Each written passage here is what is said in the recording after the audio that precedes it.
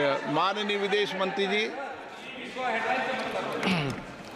Speaker, sir, I rise to apprise this august House of certain recent developments pertaining to Bangladesh. As honorable members are aware, India-Bangladesh relations have been exceptionally close for many decades over many governments. Concern about recent violence and instability there is shared across the political spectrum. Speaker, sir, since the election in January 2024, there has been considerable tension, deep divides, and growing polarization in Bangladesh politics. This underlying foundation aggravated a student agitation that started in June this year. There was growing violence, including attacks on public buildings and infrastructure, as well as traffic and rail obstruction. The violence continued through the month of July. Throughout this period, we repeatedly counseled restraint and urged that the situation be diffused through dialogue.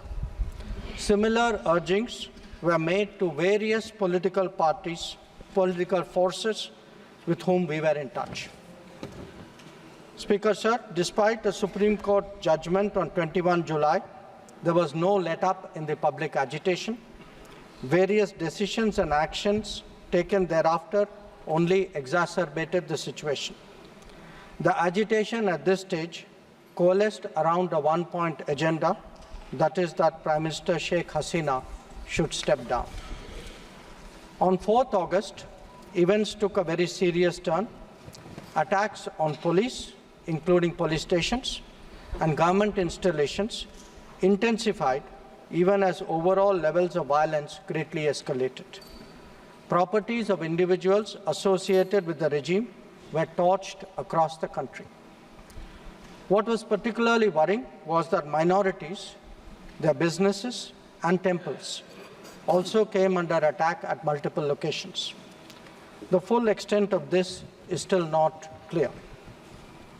Speaker, sir, on 5th August, demonstrators converged in Dhaka despite the curfew.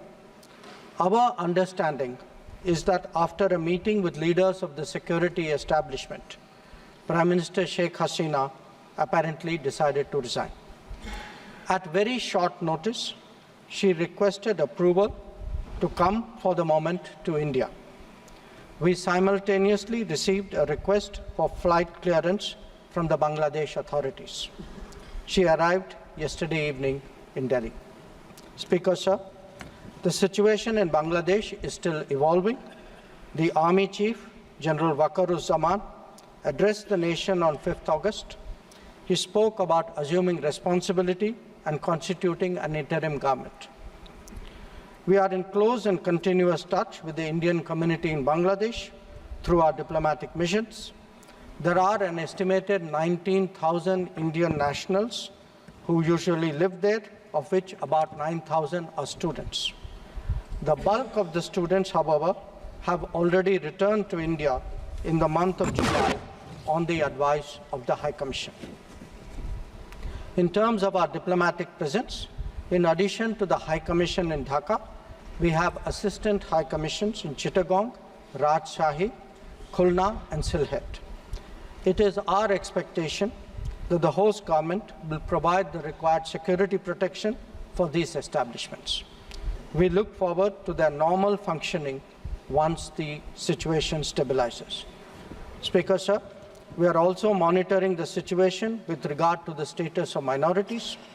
There are reports of initiatives by various groups and organizations to ensure their protection and well-being. We welcome that. We welcome that and will naturally remain deeply concerned till law and order is visibly restored. Our border guarding forces have also been instructed to be exceptionally alert in view of this complex situation. Speaker, sir, in the last 24 hours, we have been in regular touch with the authorities in Dhaka. This is the situation as of now. I seek the understanding and support of the House in regard to sensitive issues regarding an important neighbor on which there has always been strong national consensus. Thank you.